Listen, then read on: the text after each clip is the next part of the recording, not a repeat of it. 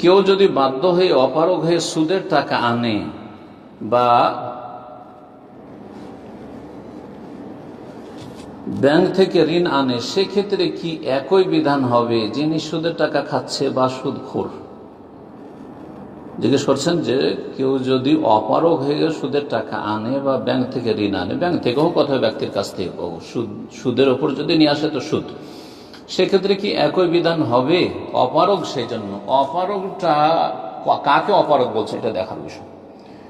শরীয়তে যে ব্যক্তি মুদ্দার হবে, আল্লাহ রাব্বুল আলামিন কোরআনে কারীমের একাধিক জায়গায় বলেছেন শুকরের গোশত সম্পর্কে, রক্ত সম্পর্কে, সব বিষয়গুলি সম্পর্কে, হারাম যেগুলি খাদ্য পানীয় সেগুলি সম্পর্কে, হররমাত আলাইকুমুল মাইতাতু ওয়াদ-দামু ওয়া লাহমুল খিনজির ওয়া মা উহিল্লা লিগাইরিল্লাহি বিহি, আর তারপর বলছে ইল্লা মাদতুরিরতুম ইলাইহি, ইল্লা মাদতুরিরতুম ইলাইহি, বা অন্য আয়াতে রয়েছে ফামানিত্তুররা গায়রা বাগি ওয়ালা আদ।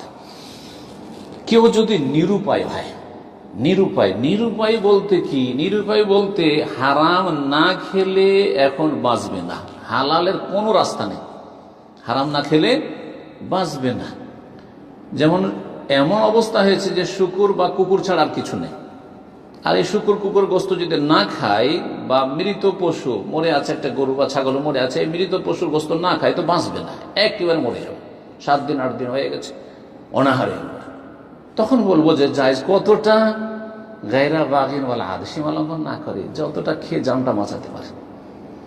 100, 150, 200 গ্রাম খেয়ে যদি সে বেঁচে যেতে পারে, তাহলে সে পেট পুরে খেতে পারবে না।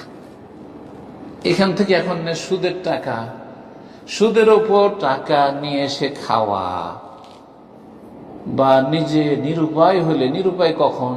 হ্যাঁ, নিরুপায় একটা ব্যবসা করছি টাকা পয়সা নেই, একটা বাড়ি করছি টাকা পয়সা নেই, এরকম না না না।